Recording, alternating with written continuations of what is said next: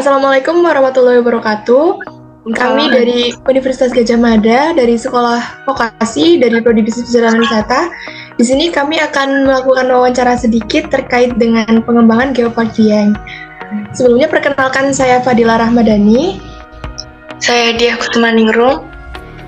Saya Adelia Putri Saraswati. Saya Mahendra Dwi Nugroho. Ya, mungkin setelah ini kami akan bertanya-tanya sedikit terkait tentang pengembangan Geopark Dieng. Apakah Ibu sudah bersedia? Bersedia. Oke. Ya. Jadi mungkin dimulai dari dia. Baik Bu, sebelumnya saya ingin bertanya tentang pengembangan Geopark Dieng. Kira-kira Bapeda itu bekerja sama dengan lembaga apa dan sinerginya bagaimana? Terima kasih. Langsung aja Mbak Diah ya. Jadi memang dalam pengembangan Geopark ini karena kita sifatnya masih aspiring ya, atau pengusulan untuk Geopark Dieng ini menjadi Geopark nasional. Jadi sementara ini kita masih bekerja samanya itu tentunya dengan Pemda yang juga ada di kawasan Dieng ini. Jadi di sini yang kita usulkan itu kan kawasan Dieng ada di wilayah administrasi Wonosobo dan Banjarnegara. Jadi kita juga bekerja sama dengan Pemda Banjarnegara untuk pengusulannya, juga dengan provinsi.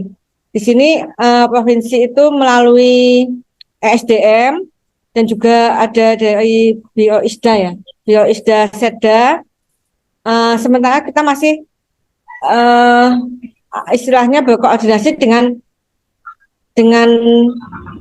stakeholder seperti itu dari Pemda dan juga dari Pemda Banjarnegara, juga provinsi, dan juga dari Kementerian SDM dan Bappenas dan dengan masyarakat. Jadi kita sambil menunggu usulan ini aspiran Geopark Dieng menjadi Geopark nasional, kita jalan itu juga melakukan FGD atau apa istilahnya ya, pengarustamaan Geopark ini ke masyarakat setempat, masyarakat yang memang di lingkungan Geopark itu.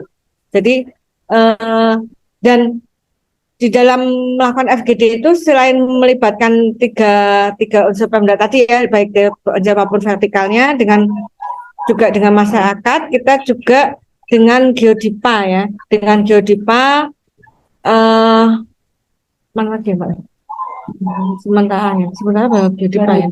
Sementara Geodipa karena memang kita belum dan perhutani, tetapi baru hanya sebatas kita semacam sosialisasi lah bahwa Dieng ini akan diusulkan menjadi Geopark nasional.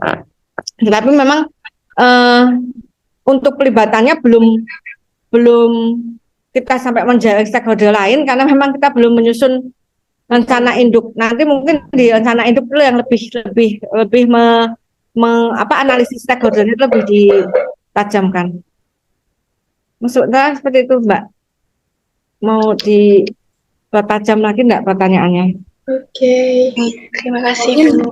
Menambahkan saja, kalau untuk akademisi itu belum dengan belum ada MOU khusus dengan misalkan fakultas teknik ataupun jurusan tertentu. Kita baru melibatkan secara individual akademisinya, misalkan dari akademisi teknik geologi UGM misalkan seperti itu, kita undang sebagai narasumber dan membantu menyusun kajian awalan untuk geoheritage-nya seperti itu. Kemudian kemarin waktu kami melaksanakan workshop pengenalan Geopark untuk para pemuda, kami juga melibatkan narasumber dari akademisi dari Politeknik Energi dan Pertambangan Kementerian SDM yang di Bandung, seperti itu. Berarti hingga saat ini masih berupa usulan ya Bu? Ya. Sementara statusnya masih aspiring, masih usulan kan. Okay. Sudah di Kementerian Belum tentu ya. SDM. Sudah di Kementerian SDM, tapi SK-nya belum keluar. Ini Tapi sedang menunggu. SK-nya baru SK penetapan geoheritage ya, belum SK geopark. Jadi Oh, nanti itu kita ada berdasarkan Perpres 5 tahun 2019, Perpres 9 tahun 2019 kan ada 4 tahapan dalam pengembangan geopark. Pertama kan penetapan geoheritage dulu, baru perencanaannya geopark kedua, ketiga nanti penetapan status geopark, dan keempat pengelolaan geopark. Nah, Wonosobo ini dari udah lama sampai tahap sekarang tuh baru di tahap 1, Mbak, baru sampai pada penetapan geoheritage. Jadi tapi belum ditetapkan ya, belum, baru proses-proses jalan timik-timik gitu. Terus ini masih menunggu keputusan Menteri SDM tentang geoheritage. Geoheritage itu sebagai cikal bakalnya untuk nanti geopark. Penetapan geopark itu masih nanti, masih tahap ketiga, gitu.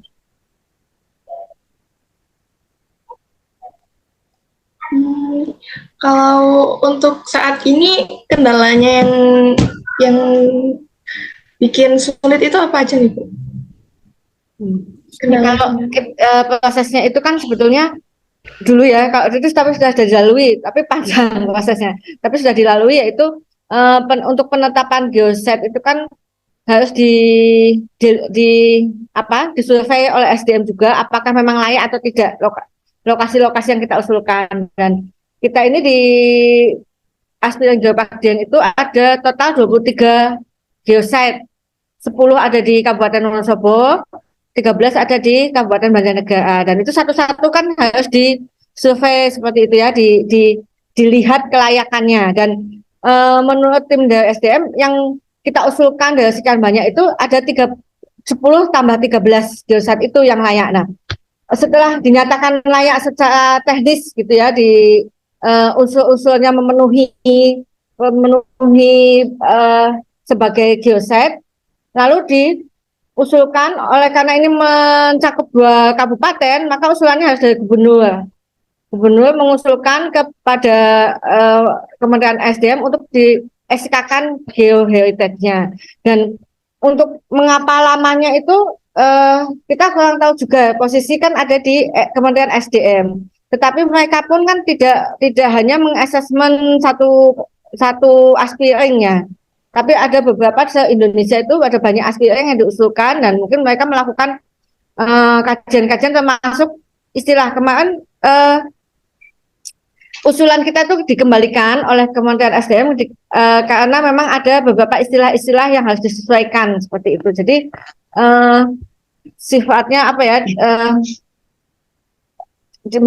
Mereka melakukan feedback terhadap usulan kita dan meminta kita untuk merevisi nama ataupun istilah nama-nama geosite-nya itu disesuaikan dengan nomenklatur yang lebih pas gitu. Kalau secara nomenklatur di geopark gitu, istilah-istilahnya itu ada membutuhkan penyesuaian. Nah, itu kan juga membutuhkan tanggapan dari masing-masing kabupaten, apakah setuju atau tidak namanya diganti menjadi ini, seperti itu.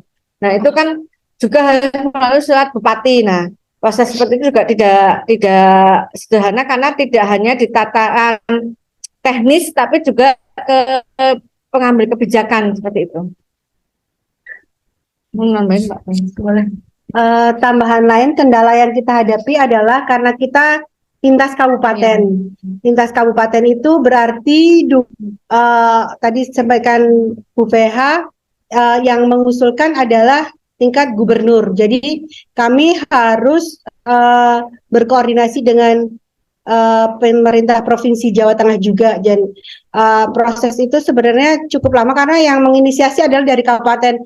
Berbeda halnya dengan geopark lain yang lintas kabupaten. Kalau yang menginisiasi adalah pemerintah provinsi, mereka akan lebih mudah dikoordinasi sama provinsi, seperti halnya contoh ya, Geopark Rinjani itu inisiatornya adalah pemerintah provinsi NTB. Jadi mereka dengan mudahnya mengkoordinasikan kabupaten-kabupatennya yang ada di bawahnya. Sementara kalau Geopark Dieng ini dulu awalnya inisiasi dari pemerintah kabupaten. Awalnya dulu berdasarkan Pergub 26 tahun 2009 tentang pengelolaan kawasan lindung di kawasan Dieng. Kawasan Dieng itu terdiri dari 6 kabupaten, di antaranya ada Pekalongan, Batang, Kendal, Wonosobo, Banjarnegara, bahkan kayaknya Temanggung, tapi saya lupa, nanti di cross check aja.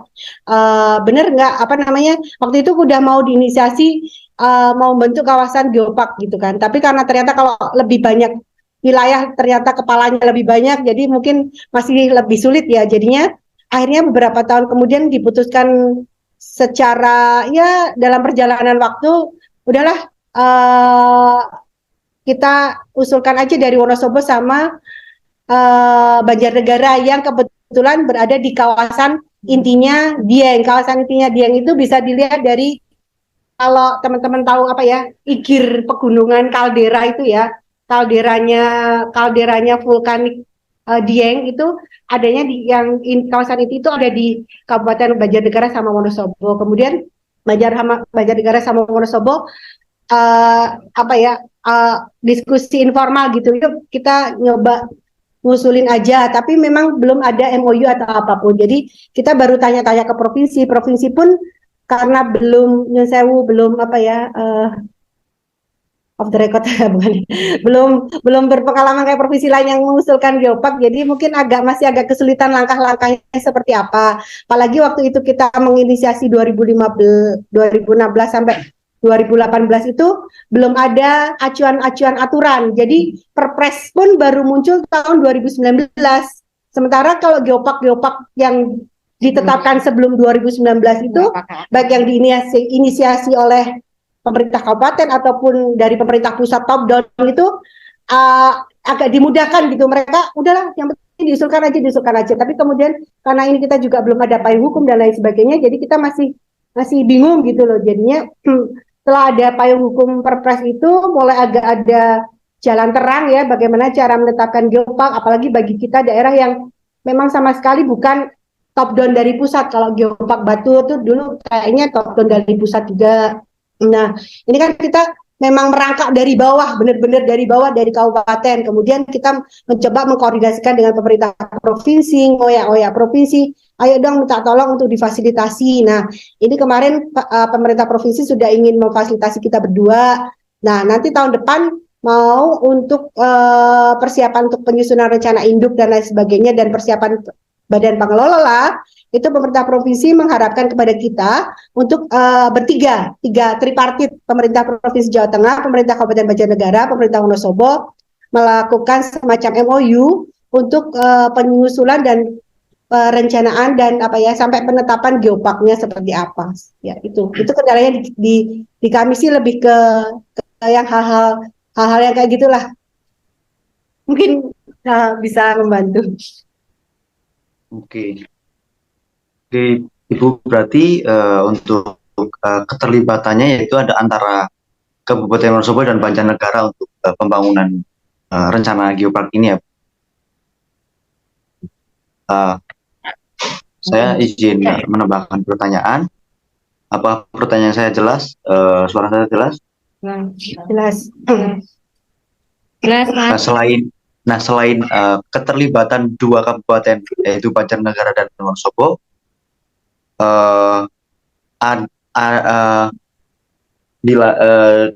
di luar itu ada lembaga apa saja yang terlibat untuk bersinergi dan berkolaborasi dalam mewujudkan rencana ini? Ya, kelembagaan di luar pemerintahan, di luar kabupaten maksudnya. pemerintah provinsi pastinya, karena tadi 2 kabupaten kan, jadi harus apa istilahnya, difasilitasi oleh provinsi untuk menyatukannya seperti itu. Apakah selain pemerintah provinsi ada kelembagaan lain yang terkait?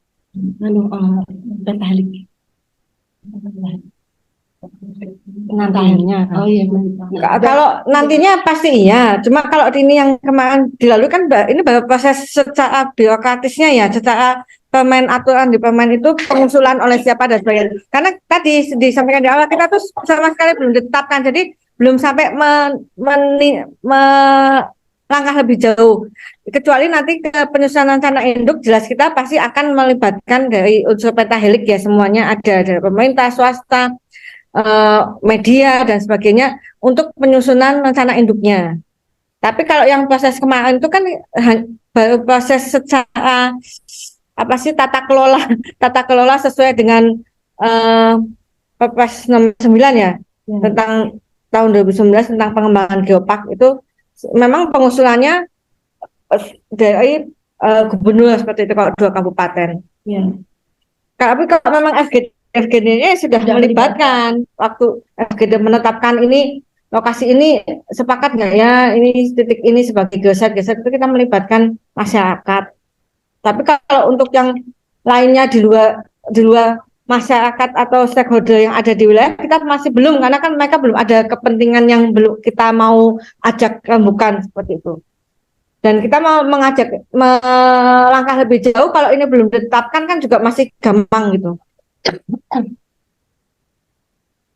Menambahkan saja, kalau dulu memang saat FGD seminar gitu kita melibatkan pentahelix, dan untuk kedepannya pun pas perencanaan kita juga akan melibatkan mereka gitu. Begitu. Nggak lebih apa ya istilahnya,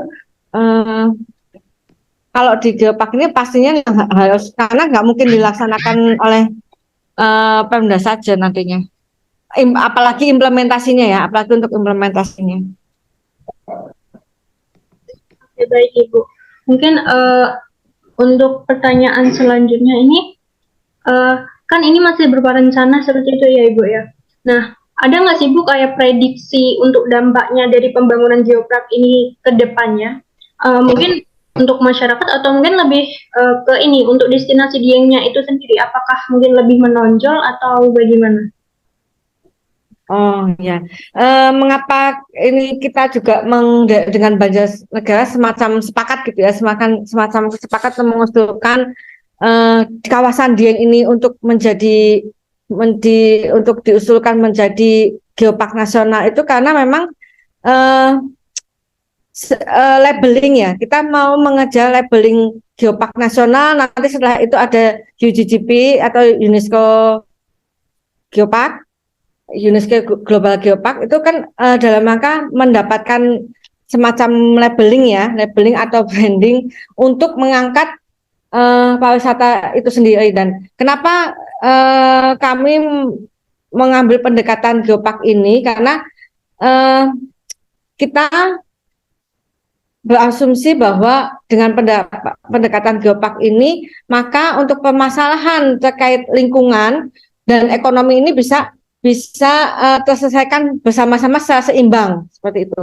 Sementara ini kan seringkali masalah peningkatan dalam rangka meningkatkan ekonomi berlawanan dengan sisi lingkungan seperti itu ya. Nah, di geopark ini justru bagaimana titik-titik geosite ini nantinya bisa tetap bertahan ya secara keberlanjutannya gitu, secara dia kondisi alamnya, karena dia harus mempertahankan unsur batuannya atau di sana ada unsur budayanya, lalu ada apa kan biodiversity-nya juga, keanekaragaman hayatinya juga dijaga, alamnya dijaga, yang geodiversity dijaga, lalu ada kultural diversity-nya juga dijaga. Jadi kearifan lokalnya dijaga. Nah, 3 unsur ini kan kita harapkan bisa untuk menjaga dari sisi keberlanjutan baik keberlanjutan secara alam maupun sosial budaya. Dan kenapa perlu labeling ini ya? Supaya menjadi kawasan Dieng ini menjadi kawasan wisata yang bertaraf nasional bahkan internasional seperti itu. Jadi untuk mendapatkan labeling ini kan lebih untuk mempunyai nilai jual lagi gitu. Jadi kawasan Dieng kenapa dia ternyata geopark nasional atau bahkan UNESCO Global Geopark bahkan seperti itu kan, itu akan menjadi nilai jual tersendiri untuk peningkatan ekonomi di sisi pariwisata. Tapi untuk penyeimbangnya yaitu dengan ditetapkan sebagai geopark. Jadi keseimbangan antara tadi yang 3 pilar itu bisa tetap terjaga seperti itu. ini asumsi kita ya, dari teori-teori yang ada seperti itu. Dan memang kalau kita lihat di yang sudah ditetapkan itu mereka relatif lebih terjaga. Jadi kayak ada di yang belum lama ini kan ada di mana tuh, Jawa Barat itu ya, dia ada di, masih ada kearifan lokal terjaga, ada rumah adatnya, ada budaya lokal di sana yang masih menjaga alam, itu masih terjaga seperti itu. Karena memang dari konsepsi geopark ini kan tidak hanya dari unsur alamnya atau batuannya gitu ya, tetapi juga dia yang mempunyai warisan budaya dan warisan apa tuh namanya, kita kan harus diidentifikasi juga terkait keanekaragaman hayatinya. Jadi tidak hanya jenis batuannya atau dia itu mempunyai karakteristik geologi yang unik, itu tidak hanya itu, tapi juga ada warisan hayatinya seperti flora fauna khas endemik di sana apa, dan juga budayanya pelokan apa. Misalkan Dieng ya, Dieng itu ada endemik monyet apa namanya? Surili itu sejenis monyet tapi dia khas, itu buntutnya panjang dan sebagainya. Dia varietas khusus yang ada tinggal emang endemik di sana. Terus ada tanamannya secara biodiversitas yang floranya dia ada pelaceng, ada karika atau kopi yang daerah ya sama-sama kopi, tapi kan kalau ditanam di daerah tertentu pasti hasilnya juga beda. Nah itu seperti itu. Terus kalau warisan budaya kita ada ritual juga rambut gimbal atau mungkin kesenian budaya apa, nah itu digali nanti itu, dan identifikasi itu sudah dilakukan di sebelum-sebelumnya. Kenapa? Makanya bisa layak atau tidak diusulkan seperti itu, karena harus mencakup 3 itu. Gitu, Mbak. Oke, Bu. Ini karena waktunya terbatas, Zoom-nya ini mau berakhir 2 menit lagi. Mungkin pertanyaan kami sudah cukup terjawab. Kami cukupkan saja sampai sini. Ya.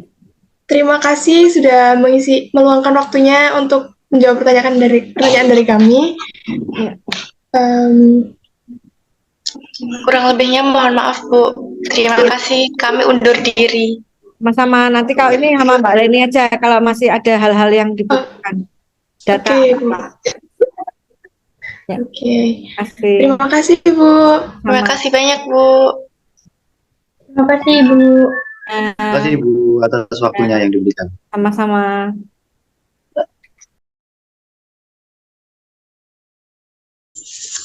Yang pertama, bagaimana sih awal dari rencana didirikannya pengembangan dari Geopark Dieng, Pak?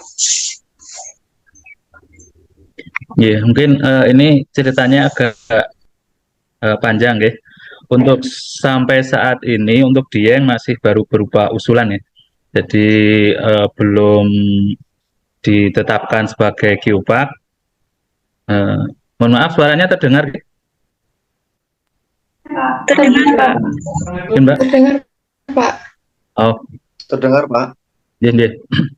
Jadi awal wacana pengembangan geopark di Dieng itu sebenarnya diawali tahun 2016. Jadi dari Badan Geologi Kementerian ESDM pada tahun 2016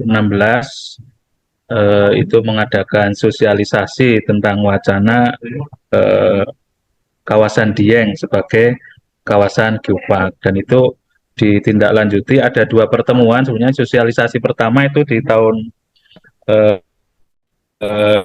2016, secara teknis mungkin tanggalnya mungkin tidak begitu hafal nggih.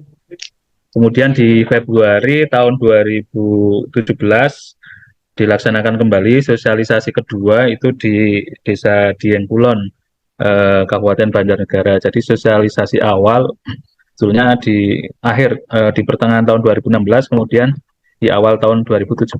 Di situ awalnya adalah mengundang 6 kabupaten. Jadi kalau Mbak-mbak tahu, untuk Dieng, kawasan Dieng itu ada, kalau secara spasial atau kewilayahan, ada namanya kawasan dataran tinggi Dieng. itu meliputi 6 kabupaten, yaitu Banjarnegara, Wonosobo, kemudian Kabupaten Batang, Kendal, Pekalongan, dan Temanggung. Namun untuk yang saat ini untuk pengembangan geopark baru diusulkan di 2 kabupaten, yaitu Banjarnegara dan Wonosobo. Ya, kemudian setelah tahun 2017-16 sosialisasi, Kabupaten Banjarnegara pada tahun 2018, ya, 2018 itu menyusun kajian terkait dengan pemetaan geologi. Jadi pemetaan geologi di kawasan Dieng, karena ini sifatnya kami masih kabupaten, jadi kami hanya pemetaan yang ada di wilayah Banjarnegara. Jadi di situ ada hasil pemetaan, ada beberapa kawasan yang diduga ya, ada unsur nilai-nilai geologinya. Nah, kemudian tahun 2019 dilanjutkan dengan penyusunan dosir. Dosir itu ya kayak semacam proposal untuk geopark itu dosir.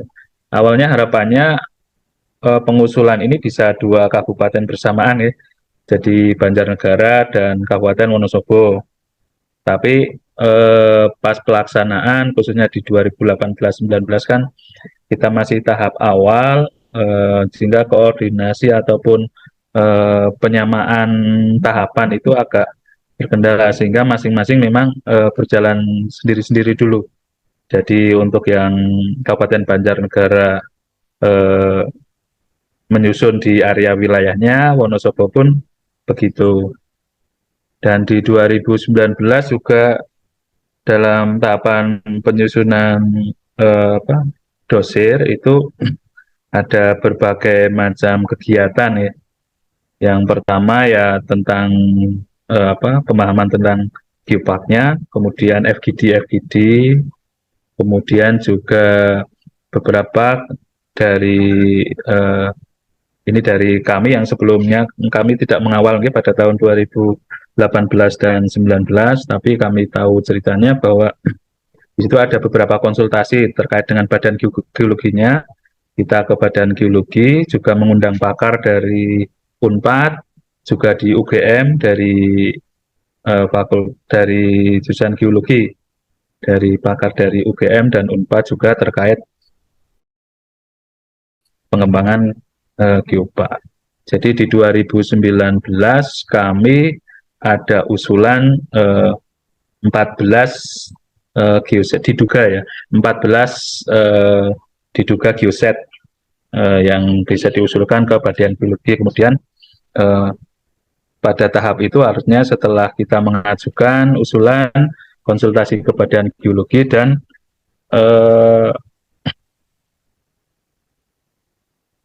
badan geologi menindaklanjuti dengan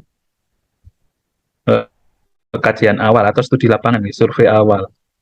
Cuma pas itu memang belum selesai tuntas di 2019, karena di 2020 ya, awal 2020 kan Mbak tahu sudah jelang mulai Maret kan udah menjelang masa COVID. Jadi efektif di kami untuk pengembangan geopark tahun 2019 sampai 2020 itu kayak dalam tanda kutip ya berhenti sementara gitu untuk pengusulan tindak lanjut geopark. Namun di 2020 sendiri juga kebetulan ada Kepres 79 tahun 2019 itu terkait dengan pertumbuhan, mungkin dengan nanti bisa cari Perpres 79 2019 itu percepatan ekonomi Jawa Tengah. Di dalamnya ada pengembangan kawasan-kawasan bergas, ada 3 kawasan, Bergas Malang, kemudian yang Demak. Tapi di lampiran akhirnya itu nanti ada beberapa program kegiatan. Nah, di situ muncul pengembangan geopark Dieng. Cuma dalam Perpres itu yang muncul adalah geopark Dieng yang Kabupaten Wonosobo. Sementara Banjarnegara tidak, sehingga kami memang 2020 pun tidak melaksanakan kegiatan pengusulan tahapan lanjut ke geopark ini. Kemudian karena Wonosobo juga menyusun ya di 2020, kemudian 2021 ya, di 2020, 2021 akhirnya berinisiatif karena ini melibatkan 2 kabupaten. Kita minta fasilitasi kepada Provinsi Jawa Tengah. Jadi Provinsi Jawa Tengah mungkin ceritanya panjang ya, nanti poin-poinnya ini karena ini berapa berarti 16 sampai 22 hampir 6 tahun proses geopark. Di 2021 Provinsi melalui Dinas SDM itu memfasilitasi yang pertama FGD, kemudian pengusulan. Jadi ada usulan penetapan geoheritage. Mungkin kalau Mbak-Mbak kan sebelumnya sudah ini nggih, belajar dulu tentang geoparknya nggih. Jadi di geopark itu kan tahapan di dalamnya sebetulnya ada 3 poin utama. Ini bukan tahapannya, tapi yang ada di dalamnya adalah yang pertama adalah geoheritage, nggih. Jadi warisan geologinya itu yang utama. Kemudian setelah itu ada biodiversity. Jadi flora fauna yang ada di kawasan tersebut, kemudian dari culture, dari kebudayaannya. Itu 3 lah. Sehingga tahapan kami sebenarnya di Dosir dulu sudah mengidentifikasi 3-tiganya, tapi secara tahapan untuk menuju geopark, secara kelompok kita ada 2 kelompok geopark nasional dan geopark global atau dunia UNESCO. Untuk Dieng itu sekarang baru mau usulan ke geopark nasional, dan tahapan sampai saat ini baru pada penetapan geoheritage. Jadi tadi di 2021 Dinas SDM Provinsi Jawa Tengah memfasilitasi, kemudian dari masing-masing kepala daerah mengusulkan usulan penetapan warisan geologi, dan Badan Geologi Kementerian SDM yang berkantor di Bandung telah melakukan kunjungan ataupun survei lapangan dari yang kita usulkan 14 geoset, kemudian di Wonosobo juga ada beberapa geoset. Hasilnya disetujui atau direkomendasikan di Banjarnegara ada 13 geoset atau warisan geologi. Tapi 13 itu bukan berasal dari 14 yang kita usulkan. Ada beberapa yang kita usulkan, ada yang justru oleh geologi yang kita awal tidak penamaannya nanti kan terbatas. Tapi mungkin datanya mungkin kalau memang diperlukan mungkin bisa kami sharing. Di antaranya geoset yang ada di Banjarnegara itu adalah di Kawah Sikidang, kemudian Kawah Chandra di Muka, kemudian Telaga Merdada, Telaga Dringgo, kemudian Savana ataupun Lembah Pangonan, Bukit Pangonan, kemudian Bukit Gunung Nagasari, dan beberapa air terjun. Ada komplek air terjun air panas yang ada di perbatasan wilayah Batur dan Pejawaran. Itu tahapan pengembangan wacananya. Jadi memang panjang ya, dari mulai 2016 sampai 2021, dan di 2022 ini kita kemarin akhir tahun di November Desember 2021 sudah ada FGD kesepakatan baik dari Badan Geologi, pemerintah Provinsi Jawa Tengah, Kabupaten Banjarnegara dan Wonosobo untuk pengusulan draft geoheritage. Namun sampai tahun 2000 ini akhir 2002 kita belum jadi untuk penetapan geoheritage itu oleh Menteri SDM itu belum keluar. Kemarin di tanggal berapa akhir November, pertengahan November kemarin ada FGD di Dieng. Juga kami sebetulnya masih menunggu SK Menteri SDM terhadap penetapan warisan geologi. Itu tahapan kita baru sampai menunggu SK Menteri SDM penetapan geologi. Nah, ini mungkin agak ke depan sebentar, nanti biar secara lengkap nanti setelah itu Mbak mungkin bisa tanya lebih lanjut. Jadi tahapan setelah nanti keluar geoheritage ini adalah penyusunan rencana induk. Karena kita sifatnya 2 kabupaten, jadi nanti berbarengan menyusun rencana induk geopark, kemudian badan pengelola, membentuk badan pengelola. Nah, setelah nanti ada rencana induk, badan pengelola, baru kita mengusulkan Geopark Nasional Dieng. Itu pun nanti masih harus diverifikasi kembali. Jadi tahap sekarang Dieng masih tahap pengusulan. Kalau di istilahnya di Geopark adalah aspiring ya.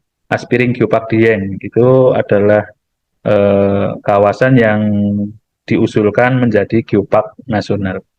Mungkin itu cerita dari awal sampai kondisi saat ini dan mungkin rencana ke depannya. Mungkin dari Mbak mungkin ada yang poin-poin apa yang perlu penjelasan pun bisa ditanyakan.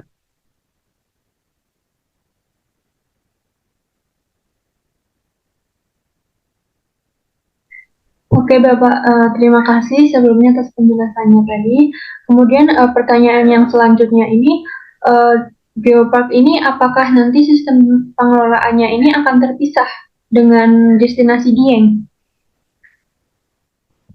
Ya. Jadi untuk Geopark itu atau Taman Bumi itu sebetulnya kan nanti walaupun ada badan pengelola ya, sebagai salah satu syarat bahwa itu ditetapkan geopark ada badan pengelola. Tapi konsepnya adalah geopark itu tidak merubah apa yang sudah ada. Karena dari poin utama di lingkup geopark itu sebenarnya ada 3. Yang pertama adalah konservasi. Jadi konservasi utamanya adalah situs-situs atau warisan geologi yang sudah ditetapkan itu dikonservasi. Itu dilindungi, tidak dirusak. Kemudian yang kedua adalah dari segi pendidikan. Pendidikan itu jadi dari tentang penelitian, tentang apa itu bisa di situ. Kemudian yang ketiga adalah ekonomi. Tetap untuk keberlanjutan itu dari konsep geopark itu untuk keberlanjutan itu memang 3 poin utama itu harus berjalan bareng. Dari warisan geologinya dilindungi, dikonservasi, kemudian bisa menjadi pendidikan ya tentang untuk penelitian, untuk edukasi baik kepada masyarakat ataupun para pakar yang memang tertarik dengan kegeologian. Kemudian yang ketiga adalah ekonomi. Diharapkan ya membawa dampak ekonomi khususnya bagi masyarakat setempat sehingga keterlibatan masyarakat dalam menjaga warisan-warisan geologi itu bisa ada timbal baliknya. Kalau ekonomi dihilangkan ya nanti untuk konservasinya menjadi berat. Nah kemudian destinasi wisata tetap menjadi pengelola yang saat ini. Jadi kalau di Banjarnegara ada pengelolaan wisata baik oleh dinas pariwisata atau kemudian oleh masyarakat atau kelompok sadar wisata, ya, masing-masing desa atau itu tetap berjalan. Kemudian dari badan pengelola itu lebih pada konsep mengkoordinasi, kemudian pengembangan, rencana pengembangannya sebagai wadah pengembangan. Bagaimana walaupun nanti pengelolaan oleh yang saat ini ya, jadi destinasi yang sudah ada tetap dikelola baik oleh itu dinas pariwisata atau desa ataupun kelompok masyarakat. Namun dalam pengembangannya ketika ini nanti ya, karena kita saat ini kan memang belum berbicara status geopark, tapi kalau misalnya nanti kita kawasan yang disetujui menjadi geopark nasional ya, dalam pengembangan baik itu pariwisata ataupun nanti pemanfaatan sumber terkait dengan badan pengelola ini nanti sehingga pemanfaatan ke depan tidak akan saling bertabrakan. Mungkin itu Mbak. Oke Bapak, kalau untuk hambatannya sendiri Bapak dari Kabupaten Banjarnegara, mungkin dari dalam atau dari luar, apakah ada? Hambatan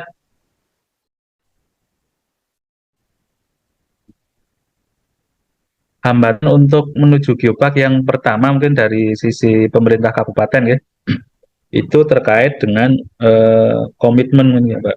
Jadi ketika kita memang itu setuju, komitmen terutama juga kebijakan para pimpinan daerah ya, itu perlu pengembangan karena yang pertama memahamkan bahwa konsep geopark itu adalah sebagai apa ya, perlindungan terhadap kawasan geologi yang mempunyai nilai-nilai geologi yang unik dan mungkin tidak ditemukan di tempat lain. Karena seperti tadi disampaikan dalam pertanyaan yang Mbak tadi kan, ada beberapa kekhawatiran ketika nanti geopark kemudian badan pengelola tempat-tempat wisata yang sudah dikelola baik oleh pemerintah, oleh dinas ataupun masyarakat itu menjadi dikelola oleh badan pengelola. Itu persepsi itu, pemahaman itu masih beberapa di kami, baik oleh pemerintah daerah maupun masyarakat.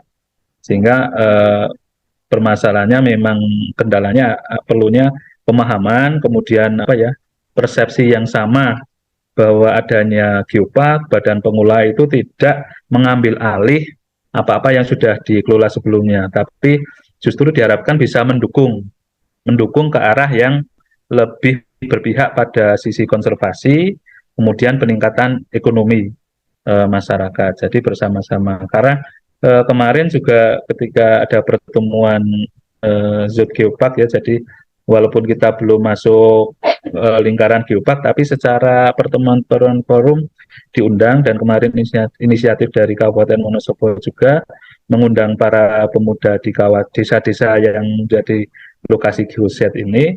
Harapannya intinya geopark itu justru di masyarakatnya. Jadi permasalahan pertama adalah persepsi tentang geopark sendiri, itu perlu ini, dan itu mulai perlahan kita tetap sampaikan kepada pemerintah daerah maupun masyarakat, sehingga nanti ketika pengusulan geopark ini berlanjut tidak ada kekhawatiran ya dari beberapa, kami sudah mengusahakan di ini, kami sudah mengusahakan tempat wisata, ketika nanti ada geopark nanti diambil alih oleh pihak yang lain. Itu menghilangkan kekhawatiran itu. Kalau dari pihak eksternal, karena ini sifatnya juga tahapan yang butuh panjang ya, termasuk saat ini kita wacana sosialisasi 2016, perencanaannya di 2018 sampai 19, kebetulan 2020 sampai 2021 masih ada eksternal ya, kita yang nggak menyangka nggak diperkirakan kan, kayak ada pandemi COVID yang dampaknya sangat luar biasa, baik dari segi lingkungan ke masyarakat maupun kalau dari sisi pemerintah daerah, dari penganggaran, dari kebijakan mengarah sana kan banyak untuk penanganan COVID-19 dan upaya pemulihannya. Kemudian 2021 kita sudah mengupayakan usulan draft heritage, ternyata ini baru sudah setahun ya, proses penetapan aja ini butuh 1 tahun, Mbak. Jadi dari Kementerian SDM belum keluar, harapannya akhir tahun ini semoga kalau memang bisa keluar penetapan heritage, karena penetapan heritage itu menjadi pondasi dari geoparknya tadi, bahwa memang di kawasan tersebut ada warisan geologi. Harapan kedepannya untuk geopark ini selain kerjasama antar 2 kabupaten itu bagaimana ya Pak? Harapan ke depan ya, yang pertama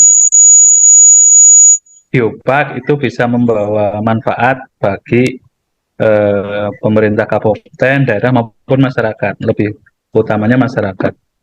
Sebenarnya dengan geopark itu kalau dari segi pemerintah daerah mungkin ada tambahan tanggung jawab nih. Jadi terkait tadi dengan adanya kerjasama badan pengelola, berarti kan ada sumber daya yang harus dikeluarkan oleh pemerintah daerah, baik misalnya untuk operasional badan pengelola apa. Tapi harapan kedepannya sebetulnya dengan geopark itu lebih untuk meningkatkan nilai branding kawasan gitu. Kawasan Dieng saat ini kan udah dikenalnya sebagai destinasi wisata gitu. Destinasi wisata lingkup nasional, bahkan mungkin ya beberapa sudah internasional pun ada yang sudah masuk. Tapi dengan geopark itu bisa membawa branding yang nilai lebih bagi kawasan Dieng khususnya, karena tidak hanya wisata terkait dengan alam atau budaya, tapi ada kekhususan ya, punya sendiri dari sisi kegeologian, sehingga mungkin ada komunitas di luar sana, mungkin ada komunitas-komunitas yang intens ya dengan kegeologian, dengan kepakaran mereka, itu bisa belajar atau bisa meneliti di daerah Dieng. Sebenarnya harapan kami ya dengan Geopark nanti masyarakat juga mempunyai apa ya, kepedulian terhadap nilai konservasi. Jadi dalam pemanfaatan sumber daya tidak eksploitasinya tidak berlebihan, kemudian ada batasan dan batasan. Dengan Geopark ini, karena Geopark itu kan penilaiannya 2 tahunan gitu. Jadi setelah penetapan Geopark kemudian dinilai lagi masih layak atau tidak, seperti itu dari tim penilai Geoparknya, sehingga memang ketika nanti sudah ditetapkan menjadi Geopark, baik pemerintah daerah, kalau ini di Dieng ada 2 kabupaten, kemudian termasuk provinsi karena lintas sektor, dan masyarakatnya harus tetap menjaga si kawasan untuk menjadi lebih baik. Ya harapannya dengan Geopark ada nilai lebih bagi Pemkab maupun masyarakat, terutama tadi ya, dari segi konservasinya, segi pendidikannya, menjadi ada satu apa ya, lokasi untuk belajar baik untuk anak-anak yang sudah pakai maupun juga peningkatan ekonomi bagi masyarakat di kawasan Dieng. Secara umum itu harapannya dengan adanya Geopark. Oke, selanjutnya lembaga-lembaga yang terkait dalam pengembangan Geopark ini apa saja sih, Pak? Kalau di yang terkait nanti, kalau urusannya ini nanti di pengelolaan di Dieng, nanti berarti ada pemerintah Kabupaten Banjarnegara, kemudian pemerintah Kabupaten Wonosobo, dan pemerintah Provinsi Jawa Tengah.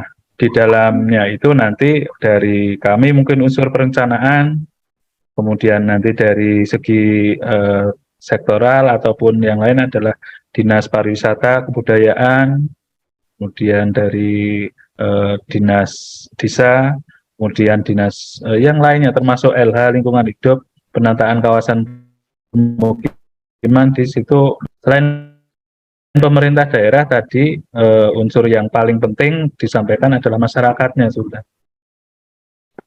Yang membuat apa Geopark itu bisa berlanjut ataupun apa berjalan itu adalah dari segi masyarakatnya, dukungan masyarakat, baik itu kelompok masyarakat, kemudian tokoh masyarakat maupun pemerintah desa juga. Di luar itu lebih luas ada namanya asosiasi ya, ataupun komunitas asosiasi dari pakar geologi, kemudian komunitas peneliti, dan di samping itu adalah kalau di kita di pemerintah pusat mungkin pembinanya ya, pembina Geopark itu jadi ada Badan Geologi, Kementerian SDM, dan Bappenas. Mungkin itu yang kelompok utamanya yang stakeholder di situ.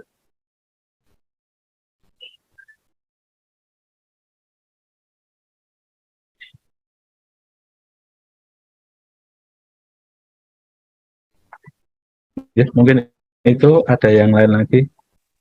Baik, terima kasih Bapak atas jawabannya. Saya izin masuk. Saya Mahendra Dinugroho. Izin bertanya Bapak. Untuk wacana Geopark Dieng dalam kawasan Geopark Dieng ini, mungkin secara pembatasan nanti ada pemisahan ya antara destinasi wisata dan Geopark. Karena kalau dari Geopark itu kita sampai ini kita ngambil lebih spesifiknya mungkin di warisan geologinya ya, dari geoheritage. Di geoheritage warisan geologinya itu tidak semuanya, kalau yang khususnya di wilayah Banjarnegara dari 13 yang diusulkan menjadi warisan geologi, tidak semua menjadi destinasi wisata, tapi ya memang sebagian ada. Jadi yang sudah saat ini dimanfaatkan ataupun sebagai destinasi wisata itu ada Kawah Sikidang, kemudian Telaga Merdada, kemudian Kawah Chandra di Muka, kemudian Sumur Jalatunda. kemudian Kawah Sileri. Cuma Kawah Sileri kan juga sebenarnya bukan destinasi wisata ya, cuma mungkin orang lihat dari jauh. Di luar itu ada sebetulnya ini sebagian dimanfaatkan untuk wisata, tapi bukan destinasi karena statusnya sebelumnya cagar alam. Gitu. Jadi ada Telaga Dringgo itu di atas sama Bukit Pangonan yang savana itu harusnya secara status adalah cagar alam di bawah kemenangan Badan Konservasi Sumber Daya Alam. Itu harusnya tidak boleh kegiatan ada di situ. Yang diizinkan adalah untuk pendidikan dan penelitian. Ketika ada pengembangan ya oleh masyarakat kan dimanfaatkan oleh wisata, tapi itu di luar kawasan. Jadi misalnya di Telaga Dringgo, kalau mungkin Mas Nafsana itu tidak di sekitar telaganya itu sebenarnya nggak boleh, berkemah pun nggak boleh, tapi di atasnya itu yang masuk kawasan perhutani Pak itu masih diperkenankan. Tapi kalau di lingkup intinya sebetulnya nggak boleh kegiatan destinasi wisata. Kemudian beberapa justru harus dihindarkan dari kegiatan masyarakat maupun pariwisata seperti Kawah Sinila, Kawah Timbang itu masuk menjadi warisan geologi, tapi menjadi area terlarang, area larangan untuk kegiatan budidaya. Kemudian satu lagi mungkin kawasan yang lebih luas yang sudah dimanfaatkan adalah kawasan Curug di Merawu. Jadi di Komplek Merawu ada titik itu air terjun panas, kemudian air terjun Genting ya. Itu ada 3 air terjun sama air panas. Itu yang sudah dimanfaatkan sebagian oleh wisata. Jadi secara kelompok ada yang dari 13 geoheritage itu ada yang untuk kewisataan pengembangannya, ada yang untuk cagar alam dan area terlarang istilahnya karena itu kawasan rawan bencana khususnya untuk gas beracun. Mungkin itu Mas. Oke, baik. Berarti emang kebanyakannya yang menjadi fokus destinasi itu yang seperti kawah gitu ya Pak, kawah dan telaga gitu ya Pak? Iya. Yang saat ini karena sifatnya tadi mungkin yang di awal, yang pas pertemuan awal tadi, bahwa sifatnya geopark itu tidak mengambil alih ya, tapi mengembangkan ke depan untuk sisi konservasi dan ekonominya, sehingga saat lokasi-lokasi yang saat ini sudah dimanfaatkan untuk pariwisata ya nanti bisa dikembangkan untuk kepariwisataan, tapi dengan catatan bahwa nanti ketika nanti ditingkatkan misalnya ada untuk destinasi kan butuh amenitas, butuh yang lain-lain, itu harapannya tidak mengganggu atau tidak merusak dari warisan geologinya sendiri gitu. Jadi misalnya tadi ada kawah Sikidang, ketika ada pengembangan pariwisata harapannya tidak merusak kawahnya sendiri, tapi itu tetap bisa dilestarikan, dikonservasi. Ini itu. Oke, berarti masih dengan konsep pelestarian ya. Yeah. Untuk pertanyaan selanjutnya, nah dari semua ini, dari penjelasan yang Bapak berikan, apakah ada kendala nggak sih Pak terkait rencana yang dicanangkan? Kendala yang pertama mungkin dari Kabupaten Banjar sendiri mungkin atau bagaimana? Yang pertama dari segi pengembangan tadi adalah di perencanaannya juga, Mas. Jadi kita saat ini masih menunggu penetapan warisan geologi. Kemudian setelah itu nanti kewajiban untuk menuju geopark adalah menyusun rencana induk. Nah, rencana induk ini kan 2 kabupaten.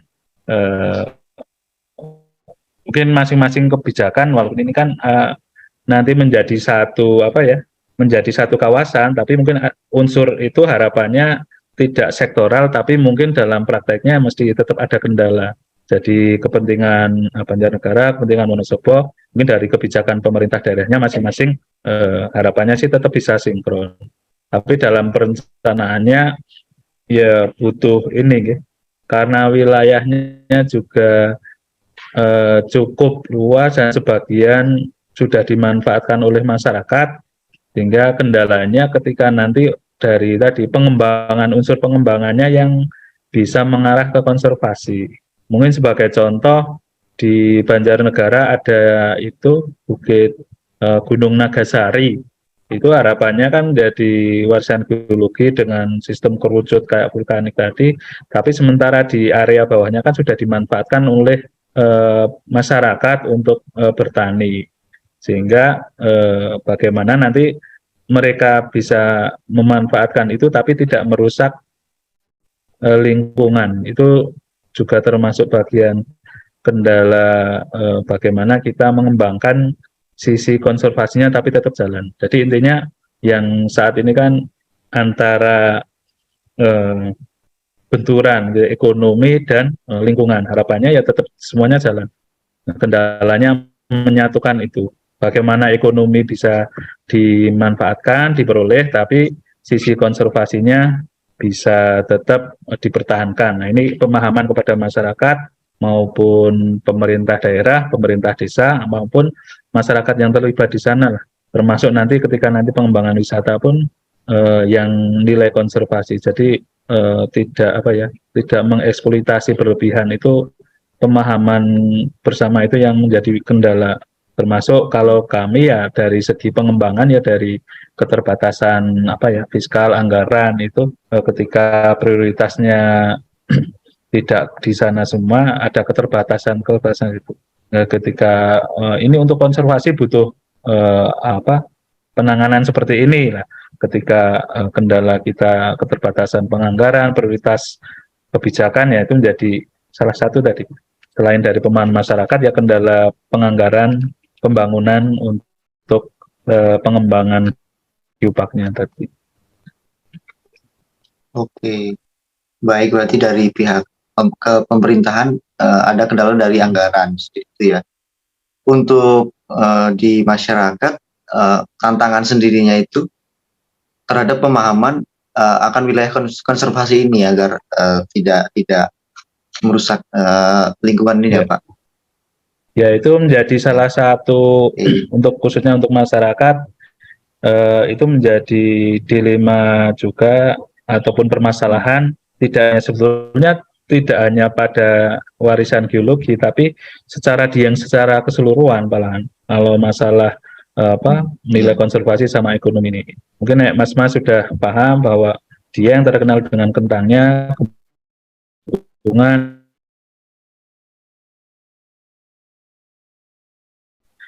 tinggi itu kan hulu Serayu. Di beberapa kajian Sungai Serayu sudah dinyatakan kondisi kritis dan butuh segera untuk penanganan pemulihannya. Nah, termasuk di penanganan di daerah tinggi dieng ini. Selama ini mereka mengusahakan ya tidak hanya khususnya kentang dan sayuran, tapi untuk tanaman-tanaman konservasinya kita masih kendala.